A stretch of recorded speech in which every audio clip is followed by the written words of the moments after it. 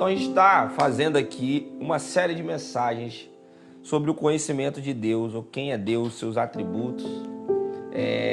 Nós estamos baseando no livro O Conhecimento do Santo, do Tozer. Ele não está aqui, não, ele está lá ele está no estúdio ali na igreja, mas ele não está aqui para mostrar para você. Mas a gente estava incentivando você, encorajando você a comprar esse livro, que você vai crescer muito no conhecimento de Deus. A palavra diz que a vida eterna é essa, quando a gente conhece a Deus. Quando conhecer a Deus é a chave, né, para a gente poder entender o que Ele quer para nós, o que Ele tem para nós. E nós, como seres finitos, nós não temos, e seres limitados, né, meus queridos, nós não temos como definir quem é Deus na sua totalidade. Então, se você procurar em alguns livros de teologia sistemática, tem um livro de teologia sistemática aqui atrás, por exemplo, o Gruden mesmo, o N. Gruden da teologia sistemática, ele diz que nós não temos como definir exatamente quem é Deus. Por quê? Porque tudo que a gente conhece tem um limite. Nós temos um limite de pensamento, um limite de entendimento. E Deus, ele é acima desse limite. Então, como nós podemos conhecer a Deus? A Bíblia diz que a vida eterna é conhecer a Deus, conhecer mais e mais a Deus, e conhecer a Cristo, conhecer o seu Filho.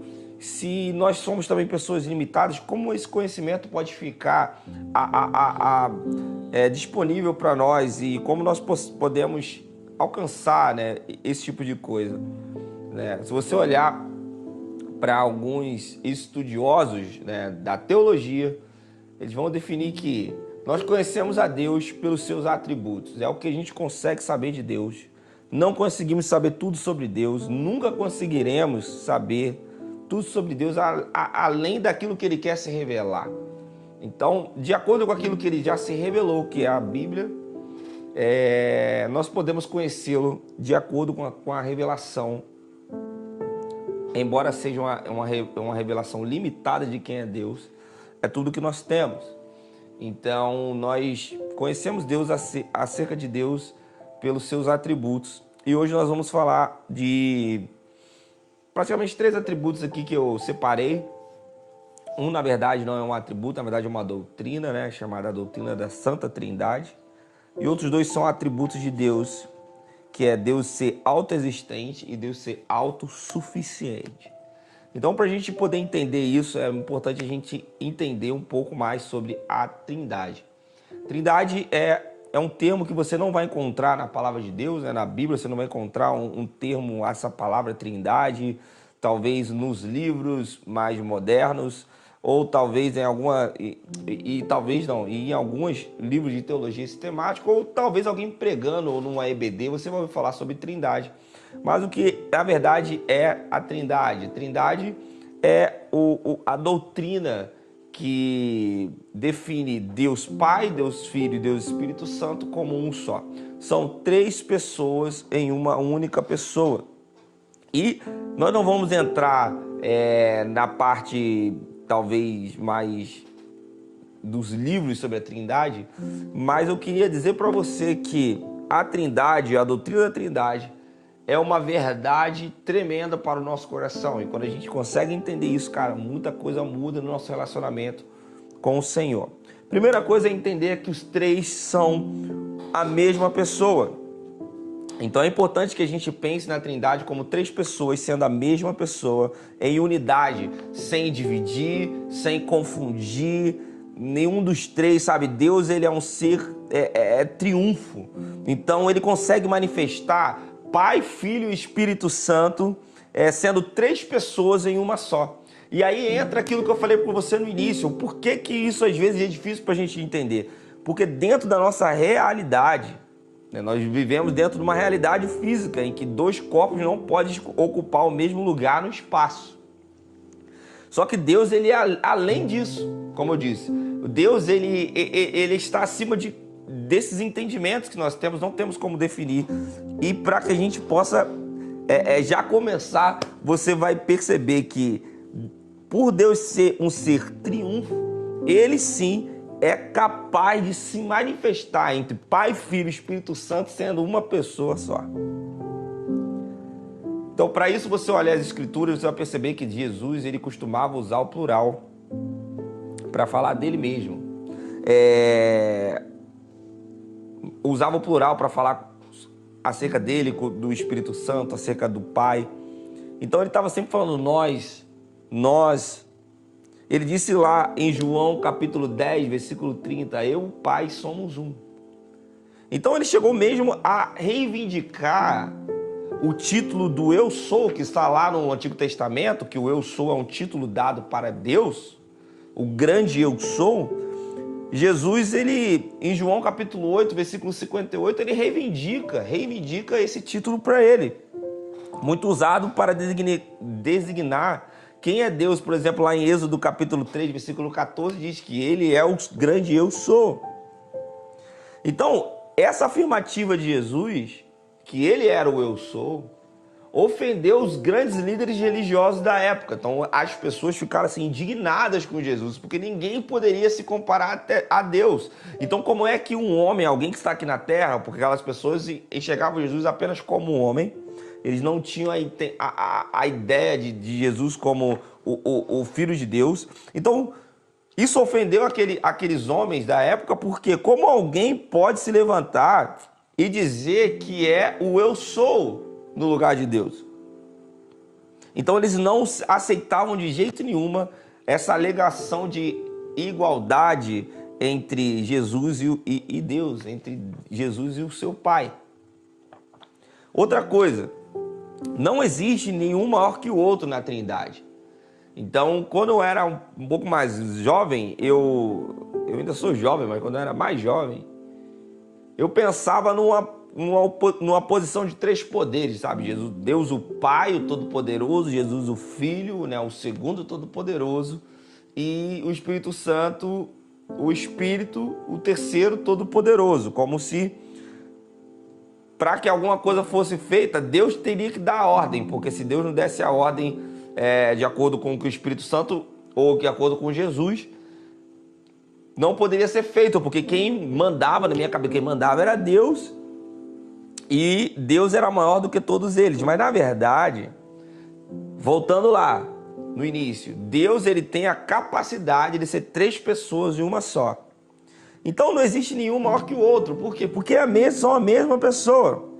Não existe o primeiro nem o último, não existe nenhum maior do que o outro, um maior, outro menor. Todas as três pessoas da Trindade, elas são iguais entre si. Então, você vai me dizer assim, cara, mas isso aí é um meio contraditório, por exemplo, com João capítulo 14, versículo 28, quando Jesus ele diz assim, ó, meu Pai é maior que eu. E aí? Se Jesus está dizendo que o Pai dele é maior que ele, como é que você está falando que a Trindade e os três são iguais? Porque é o seguinte, meu irmão, durante a sua encarnação, quando Jesus desceu dos céus e veio aqui para a terra, ele viveu como homem entre os homens. Desculpa, ele viveu como homem entre os homens. E a ideia de Jesus era reconectar os filhos com o Pai.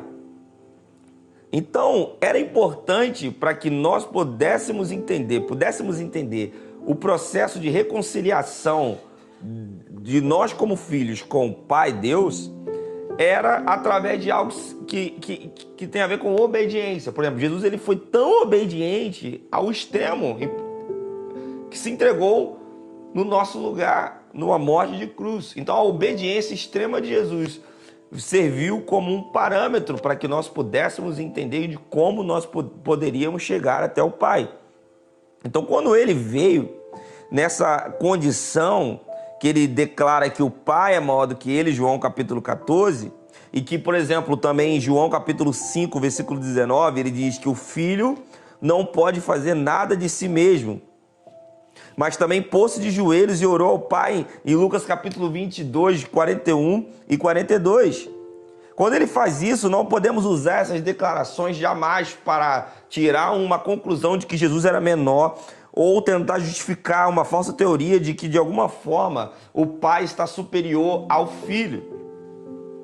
Então, tanto o Filho quanto o Pai, eles são iguais em poder e iguais em sua divindade. Por quê? Porque Deus tem a capacidade de se manifestar entre Pai, Filho e Espírito Santo, sendo uma única pessoa. Então, podemos dizer que a declaração de Jesus aqui em João 14, 28, que o Pai é maior que eu, digamos que ele é igual ao Pai em sua divindade, ele é menor que o Pai em sua humanidade. Não sei se vocês conseguem, assim, no jeito mais grosseiro de explicar. Em sua divindade, ele é igual ao Pai. Em sua humanidade, ele é menor do que o Pai. Porque nós somos menores do que Deus. Nós somos menores do que Jesus. E é algo assim bem... É bem incrível de se entender. Porque Jesus é nosso irmão, né?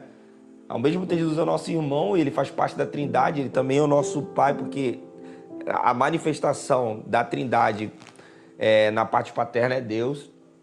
Então nós nos relacionamos com Jesus como irmãos, como servos, mas também como irmãos de Jesus. E nós temos uma relação com Deus de Pai, Pai e filhos, e todos eles são a mesma pessoa.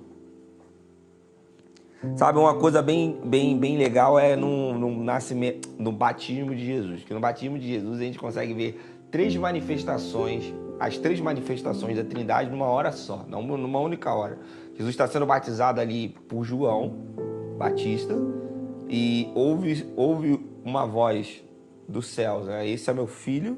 Então Deus está falando, Jesus está sendo batizado, Deus está falando e o Espírito Santo vem em forma de uma pomba. Cara, olha só que grande mistério. As três pessoas ali são uma única pessoa e as três pessoas é Deus. Só que ele consegue se manifestar de três formas diferentes. Por que a gente não consegue entender isso de uma forma talvez tão racional? Porque tudo que está dentro da nossa limitação não consegue atingir o conceito de quem é Deus. Consegue entender, meu irmão? Por mais que você estude, por mais que você leia, por mais que você compreenda as coisas até espiritualmente discernindo, a sua mente ela tem uma limitação e nessa limitação Deus ainda é muito maior do que isso. Então aqui existe um grande mistério, né? Quando Jesus encarnou, quando ele veio ao mundo como um homem, digamos que ele, de um jeito mais grosseiro de falar, ele velou sua divindade. Assim, ele não deixou de ser Deus. Por quê? Porque é a mesma pessoa. Então ele não deixou de ser Deus. Ele velou sua divindade enquanto homem.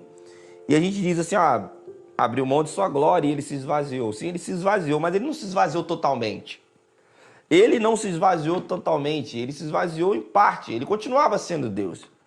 Ele se esvaziou porque ele decidiu não usar, né, a sua divindade em sua totalidade para fazer todas as coisas. Isso tem a ver com Jesus ser manso.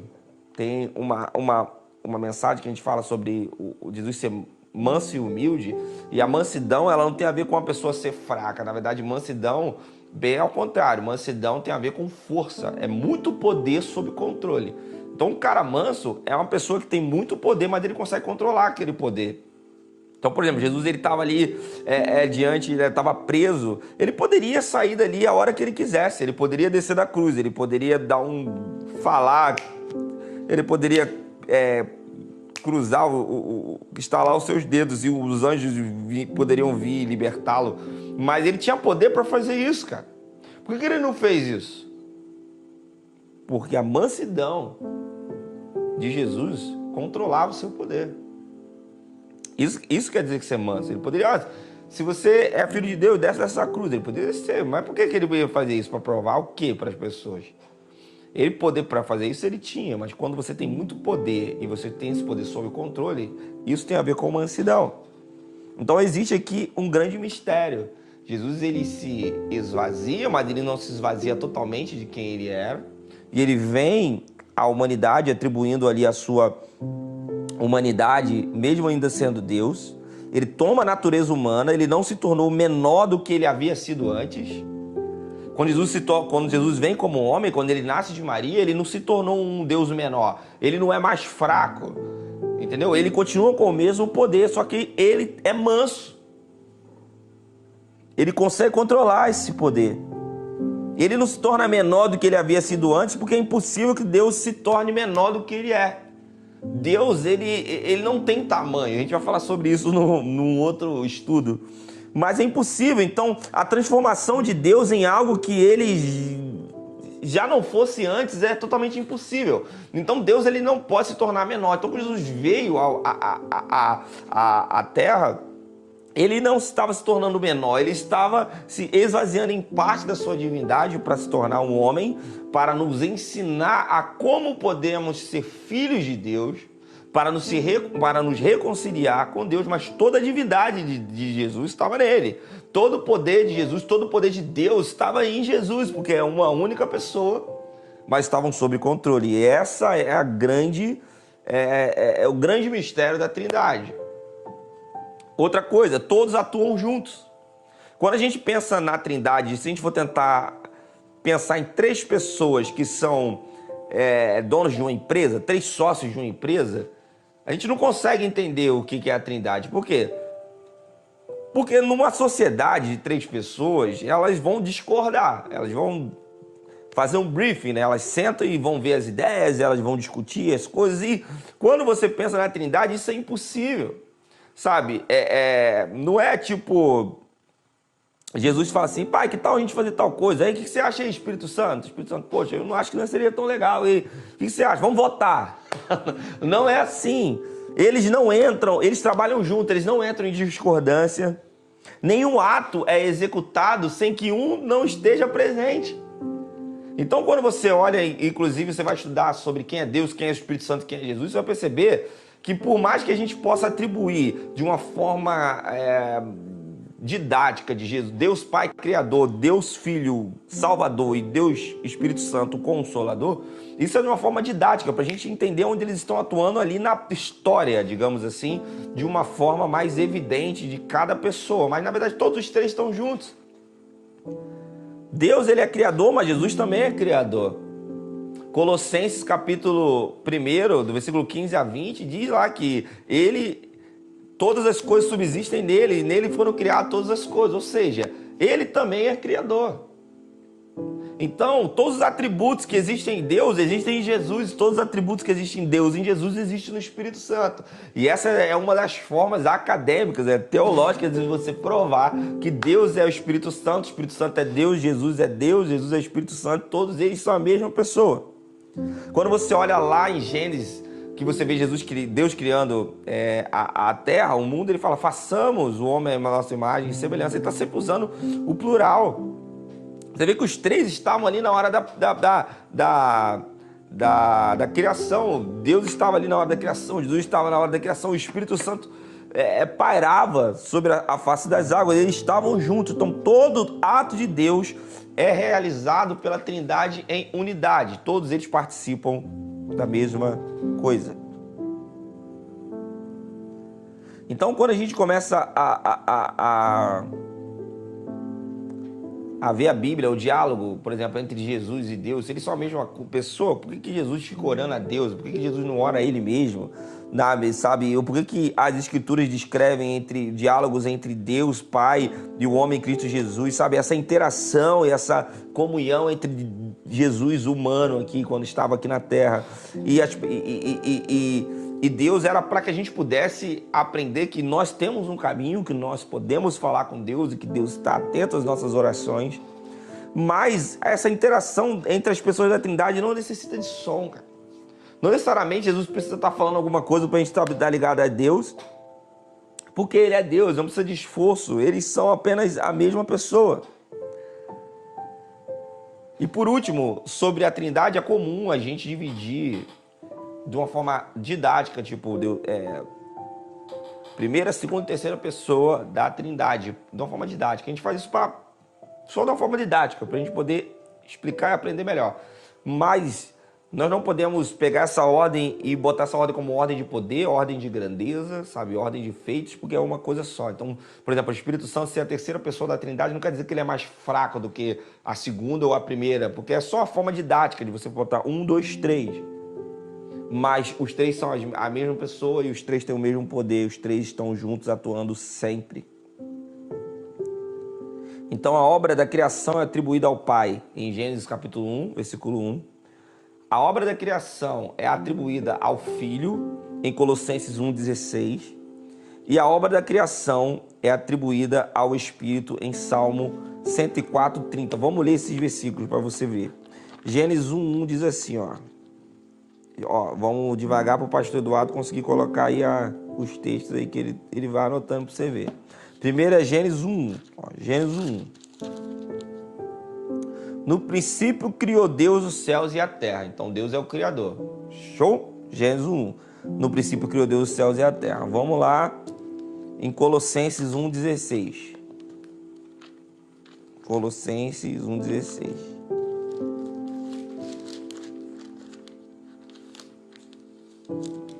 Colossenses 1:16. Diz assim, ó. Tá falando sobre Jesus, beleza? Ó, o 13. Ele nos libertou do império das trevas e nos transportou para o reino do seu amor, no qual temos a redenção e a remissão dos pecados. Ele é a imagem de Deus invisível, o primogênito de toda a criação. 16. Pois nele foram criadas todas as coisas nos céus, sobre a terra, sejam as visíveis e as invisíveis, sejam tronos, sejam soberanias, que é principados, potestades, tudo foi criado por meio dele e para ele. Ou seja, Jesus também é o Criador. Então está em Colossenses 1:16. Deus, Gênesis 1:1, Colossenses 1:16, Jesus. E agora é o terceiro, vamos lá, Salmo 140, versículo 30. Ó. Salmo 140, versículo 30.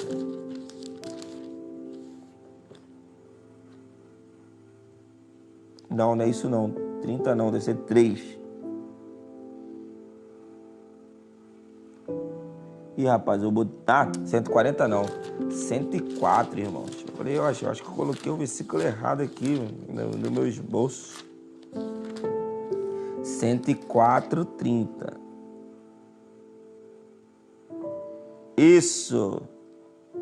Por exemplo, 29, tá falando assim, ó.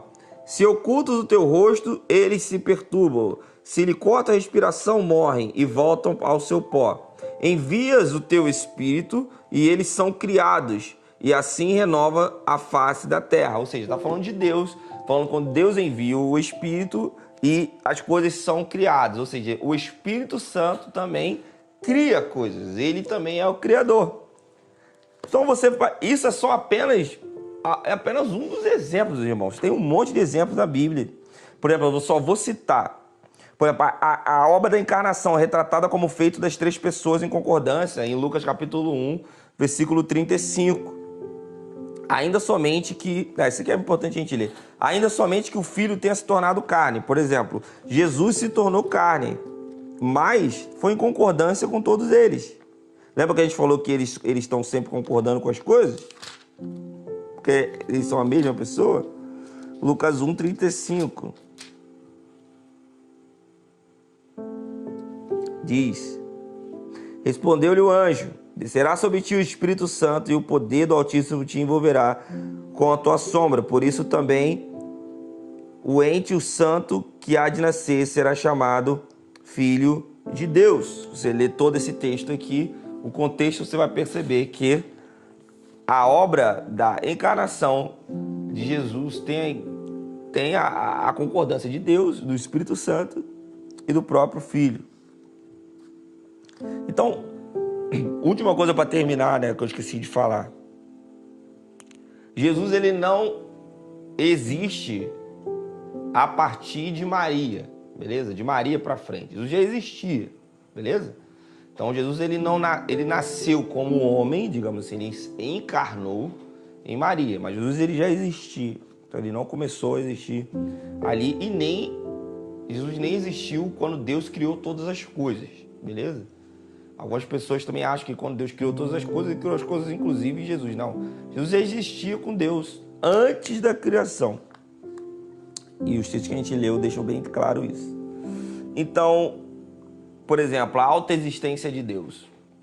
Deus, ele sempre existiu. Isso para mim foi algo muito complicado se entender na minha adolescência, assim. Eu lembro uma vez, perguntei ao meu pai, cara, mas assim, desde quando Deus existe? Não, Deus existe sempre. Mas como assim Deus existe sempre? Deve ter um dia, um começo, né? um início. Mas por que essas coisas não estavam na minha mente? Porque nós somos colocados dentro do Cronos, dentro do tempo que é o tempo que está ligado a acontecimentos sucessivos. Caraca, eu vou falar sucessivos. Por exemplo, para que tenha o amanhã, tem que ter o hoje. Para que tenha o hoje, tem que ter o ontem.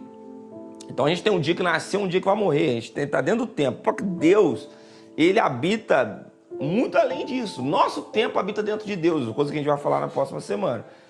Então é difícil você entender com a sua mente. Como eu falei lá no início, nós somos seres ilimitados. Então Deus, ele sempre existiu. Então ele não tem uma origem e ele não tem um fim. Então esse é exatamente o fato que distingue aquilo que é Deus de qualquer outro tipo de coisa que não é Deus. Todos os deuses que aparecem por aí foram criados por alguém. Entendeu? Deus não, Deus sempre existiu e sempre vai existir. Então esse é o principal o principal atributo que distingue Deus de qualquer outro Deus. Todos os deuses têm poder, alguns poderes para fazer outra coisa, todos os deuses têm poder. O nosso Deus, o Deus Supremo, ele tem todo o poder, mas todo Deus tem um poder. Mas o nosso Deus é o único Deus que sempre existiu e sempre irá existir. Ele não existe, não tem um início nem um fim. E é exatamente isso que distingue Deus de qualquer outro tipo de ser ou de qualquer outro tipo de criatura. Todos nós fomos criados por Deus, mas Deus não foi criado por ninguém. Todo Deus foi criado por algum homem. Um homem escolheu adorar árvore, o homem escolheu adorar uma imagem, o homem escolheu adorar uma estátua, o homem escolheu adorar, sei lá, uma bola, o homem escolheu adorar qualquer outro tipo de coisa. Quer dizer, o homem criou aquele Deus, mas o Deus bíblico, ele não foi criado por ninguém. E é exatamente esse atributo que o distingue de qualquer outro tipo de Deus. Isso é muito bom, né? Então, admitir que existe alguém que está além de nós, admitir que existe alguém que é muito mais poderoso do que a gente, cara, isso é um ato de fé. Existe grande parte aí da nossa humildade nesse processo. A gente precisa entender que existe alguém que é maior do que nós, de que é maior do que tudo, que criou todas as coisas e que sempre existiu e sempre vai existir. E o que isso vai fazer diferença na sua vida? Porque quando a gente entende que é esse Deus que a gente serve, sabe, isso muda toda a nossa perspectiva e toda a nossa expectativa da nossa vida ao redor. Sabe, uma vez você está doente, cara. Você foi diagnosticado com uma doença grave. Saber que você tem um Deus, que Ele está acima de todas essas coisas, te dá uma nova perspectiva e uma outra expectativa das coisas que estão ao seu redor. Por isso que quando a gente conhece a Deus, a gente começa a ter uma noção de quem nós somos. Primeiro, de que nós não somos ninguém, nós somos seres muito pequenos. E também nós conseguimos entender aquilo que nós podemos nele. Sabe, as escrituras dizem que nós fomos criados, ou o homem, né, foi criado à imagem e semelhança de Deus. Então, o homem mais inteligente que você possa imaginar, o homem mais brilhante que você possa falar, cara, esse cara é demais. Olha como é que essa pessoa tem inteligência para fazer isso, como é que esse cara criou esse tipo de coisa, como é que essa pessoa, sabe, imagine um cara mais brilhante que você acha aqui nessa terra. Ele é apenas um vislumbre de quem é Deus, ou de uma parte de Deus, porque Deus imprimiu alguns atributos dele em nós. É apenas um vislumbre. Nós temos atributos que são de Deus, que são chamados atributos comunicáveis, coisas que Deus compartilha com a criação. Por exemplo, a sabedoria, a inteligência, sabe? Coisas que são de Deus e Deus compartilha conosco, mesmo não em sua totalidade, mas partilha. Então, quando você sabe que Deus ele é maior do que tudo isso, e você olha, esse cara brilhante que eu conheço, cara, olha, uma pessoa brilhante que eu gostaria de ser igual a essa pessoa. Imagine, meu irmão, você tem suas limitações e você não pode, talvez, fazer coisas que você gostaria que fizesse, que você gostaria que acontecesse na sua vida, mas quando você imagina e começa a pensar que você serve a um Deus que é maior do que isso, olha como a perspectiva da sua vida vai mudar. Olha como a expectativa da sua vida vai mudar. Sabe, para Deus, nada é impossível. Para Deus, nada é impossível. Sabe, ontem eu estava aqui, outro feriado, eu estava no computador aqui editando um vídeo. Eu recebi uma notícia, assim, meu irmão, que eu fiquei assim, poxa, muito triste, sobre uma enfermidade de alguém que eu conheço. E o que veio na minha mente era a única frase daquele versículo: para Deus, nada é impossível. Nada é impossível. Às vezes você recebe a notícia que alguém está doente ou que você está doente. Você vai ficar triste, cara. Você vai falar assim, cara, eu tenho poucos dias de vida, poucos meses de vida, eu não sei. Ou isso aqui vai me possibilitar de fazer algum tipo de trabalho. Cara, enfim. Pense em algo. Para Deus, nada é impossível. Deus pode tirar você do lugar que você está. Deus pode remover montanhas de lugares. Deus move os tempos. Para Deus, nada é impossível. Deus tira a doença de pessoas. Deus muda a realidade da vida de famílias. Para Deus, nada é impossível.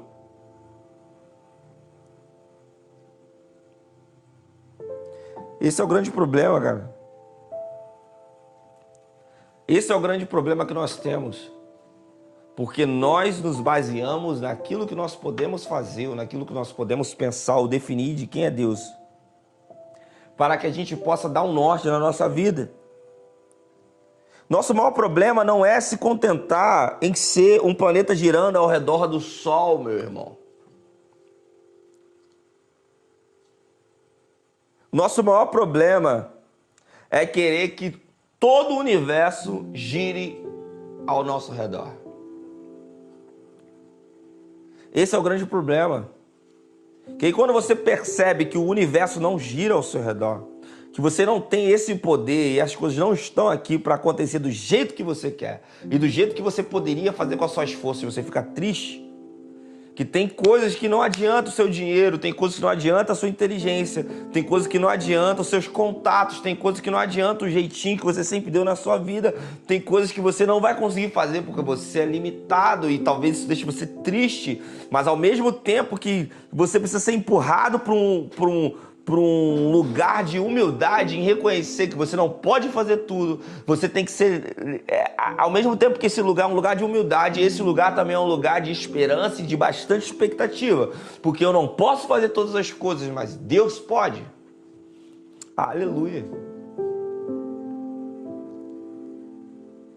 Por isso que Deus lá no Antigo Testamento, ele reivindica o título de Eu Sou.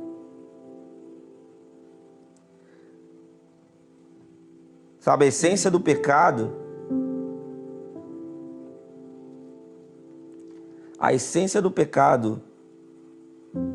é a criatura criada para adoração perante do trono de Deus, sentado no próprio trono de Deus, dizendo, eu sou.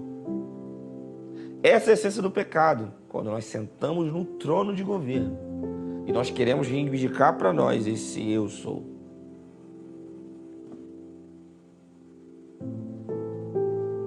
Então a autoexistência de Deus, meus irmãos, revela toda a sua superioridade em qualquer tipo de ser. Deus é muito maior do que a gente. Deus é muito maior de qualquer outro tipo de ser, de qualquer outro tipo de Deus. Porque tudo veio no meio dele e por ele. Deus, ele autoexiste e Deus também, ele é autossuficiente. Ou seja, se Deus, ele é autossuficiente, o que Deus quer que ele seja? Qualquer coisa que ele quiser ser, ele já é por si só. Ele não precisa de ninguém. Então, por exemplo, Deus não precisa do nosso dinheiro. Deus, ele não precisa da nossa ajuda. Deus não precisa da nossa oração. Deus não precisa de nada para fazer e ser nada, porque ele é autossuficiente. E aí vem um grande mistério. Se Deus é autossuficiente, por que Deus quer que nós oremos para ele? As coisas que ele pode fazer. Porque ele quer que a gente participe. Se Deus é autossuficiente, por que Deus pede para que nós possamos ser fiéis e entregar o dízimo, devolver o dízimo ou ofertar? Se ele não precisa do nosso dinheiro, por que a gente faz isso? Porque ele quer que nós sejamos participantes. Sabe, a vida de Deus, ela não foi dada por ninguém. Todo ser veio a partir de um dia, a partir de um outro ser. Nenhuma outra criatura possui uma vida própria. Porque a vida é um dom de Deus. Mas Deus, ele mesmo, não teve a sua vida concebida por ninguém, nem por um outro tipo de lugar. Ele existe por ele mesmo. Ele é autossuficiente. Tudo que ele precisava ser, tudo que ele precisa ser, tudo que ele precisa ter, ele já tem nele mesmo. Deus, ele é satisfeito nele mesmo. Então Deus, ele não precisa também da nossa adoração. Sabe quem precisa da adoração? O diabo. O diabo precisa da adoração. O diabo, ele é movido à adoração. Ele precisa da oração, ele precisa da adoração para que ele tenha sentido. Inclusive, o que fez Satanás ou Lúcifer sair do céu? Ele exigia adoração, cara. Então Deus, ele não precisa da nossa adoração. Então por que a gente tem que adorar a Deus? Porque nós que precisamos adorar o Senhor. Olha que grande mistério. Quem precisa de adoração? O diabo. Deus, ele não precisa de adoração. Mas Deus, ele permite ser adorado para que na adoração, essa interação de adoração a Deus, ele transforme a nossa vida. Durante a adoração nós somos transformados, durante a adoração nós somos cheios, durante a adoração nós estamos dando coisas a Deus que ele não precisa ter, porque ele já tem. Mas nós damos coisas a Deus e ele devolve coisas em nós. Por isso nós adoramos a Deus.